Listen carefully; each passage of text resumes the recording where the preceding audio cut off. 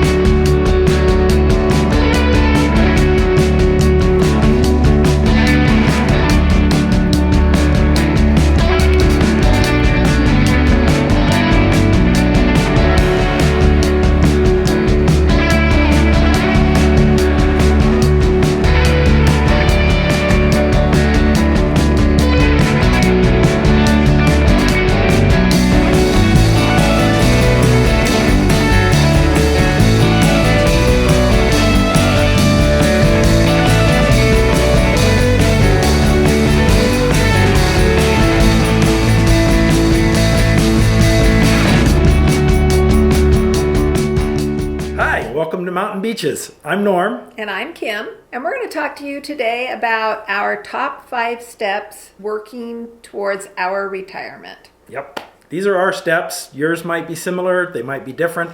These are our steps. We're looking towards retiring. It's not that hard of a word to say. In October of 2019. And right now it's December of 2018. So we have a little over 9 months, which doesn't seem far off. That far off, no. In fact, it's a little bit scary. It'll get here faster than we can realize it. So we sat down. We actually came up to our cabin this weekend with the idea of doing a little bit of planning and kind of mapping out what we want to do. But before we go any further, you have to realize it's a no makeup weekend. So. And why is that? Because I forgot my makeup. Yeah, she forgot to pack her makeup, so therefore it's a no makeup weekend.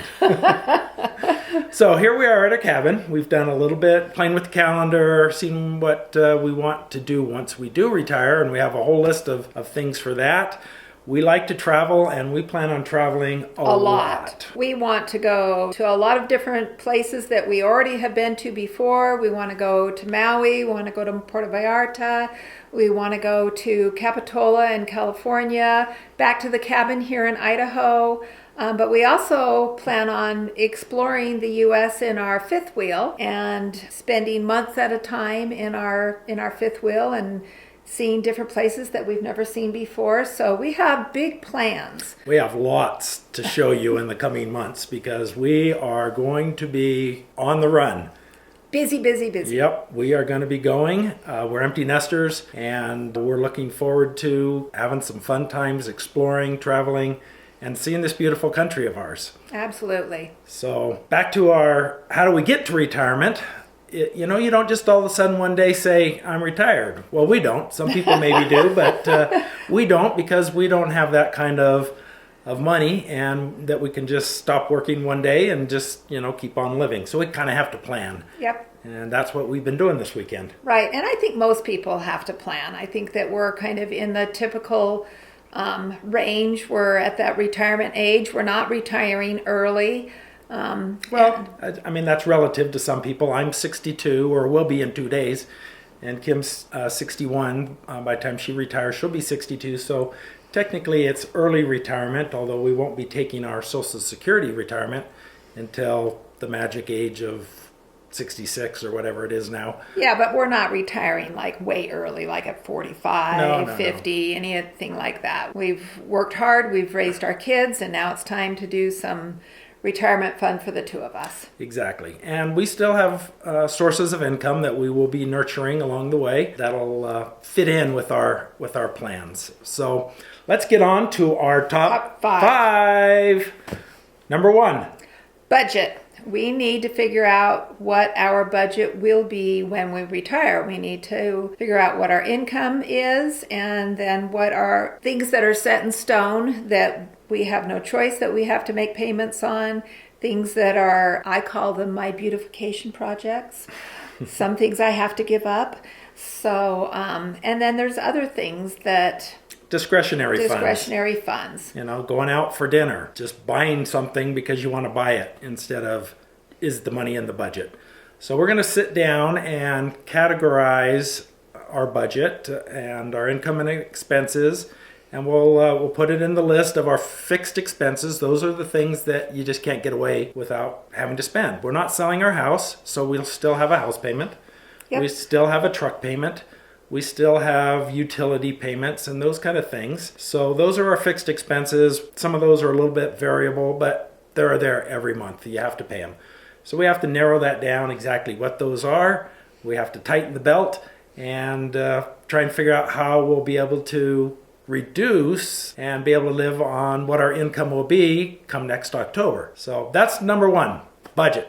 Yep. And we'll go into more specifics on that in a future video. And we'll probably have a video on each one of these top 5 items we're talking about today. We'll probably have a separate video on each one of these and how we did it, what we did, what we found. Number one, budget. Figure out our budget. Yep. And I can't help but think that that's got to be number one on anybody's list, you know, unless you're just independently wealthy and budget doesn't matter. But if that's you, you're probably not watching this channel anyway.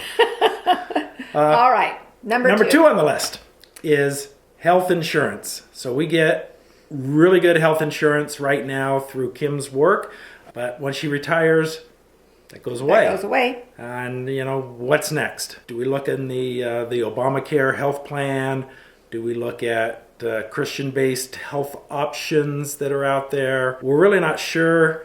We just know what we have now is going to go away. There's COBRA options that we could keep it for a few months those after. Those are really expensive. Yeah, those are expensive, and most likely we will not do those unless we need to bridge a gap for a short period of time. So number 2 on our list is figuring out health insurance. All right, then number 3 on our list is through my employment. I'm very thankful that I have the opportunity to have some retirement.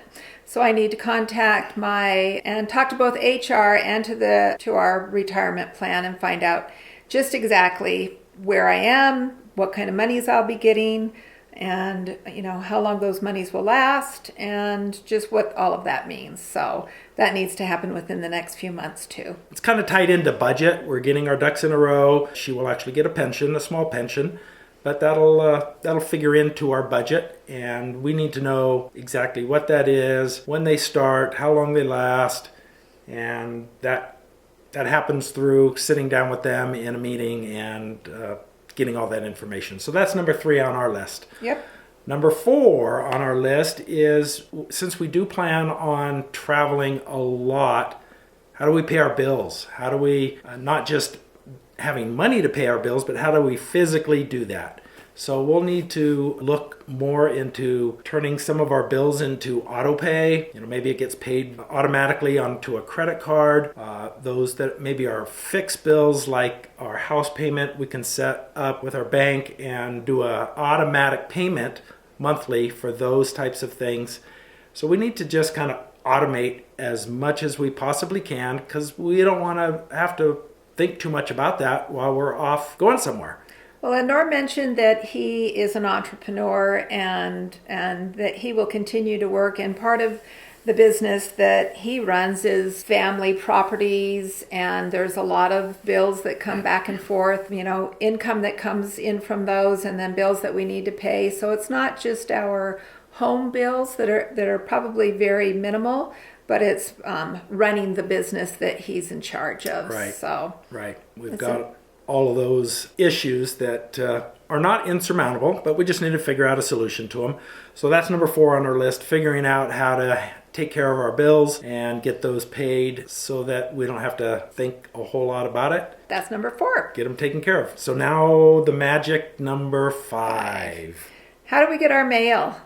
You know, that most things now can be delivered to you via your email, but there's a lot of things that come to us via U.S. Postal Service that we don't have the option of getting through email. So that will go to our home address. How do we get that mail? I know that there are services out there that you can have that delivered to them, or do we utilize someone in our neighborhood, whether it's our family or someone else that comes regularly to check on the house, and at that time picks up the mail and scans anything that looks important to us. I'm sure there's options out there. So if you guys are out there and you're already doing this, we would really appreciate that you give us those hints and put them in the comments below. Comments. We would love your comments. I know there's a lot of full-time RVers out there, and we watch a lot of your YouTube videos, by the way. And you've talked about this very issue, and we'll be going back and really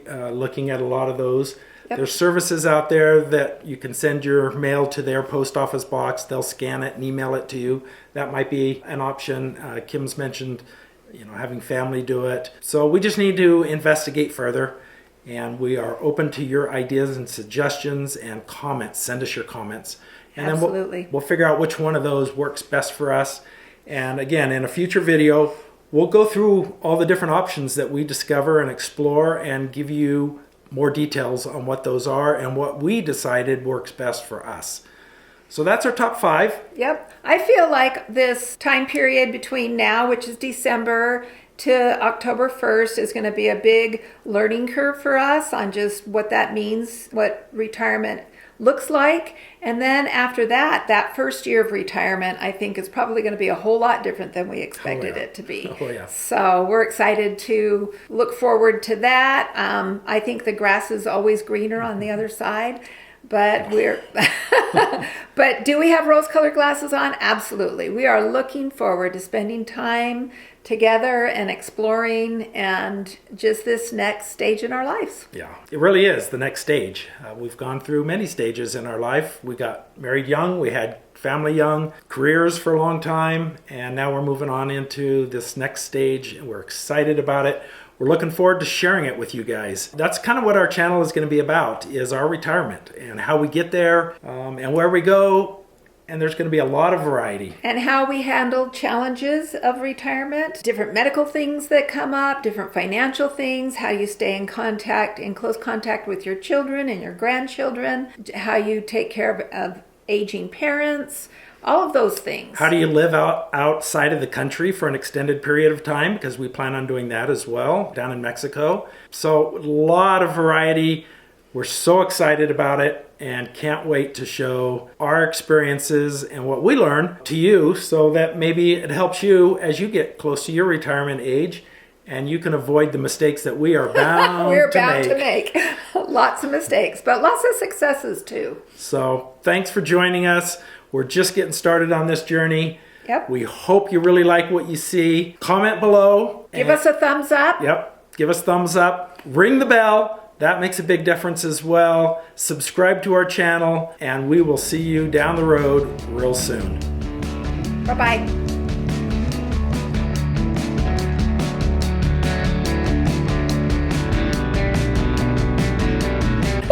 Hey there! Okay. How do we want to start? Okay, we're starting. Take 39. Good afternoon. And welcome to the Retirement Report. Oh, we are bad at this. You can say hi, but you don't have to say hi there. Hi there.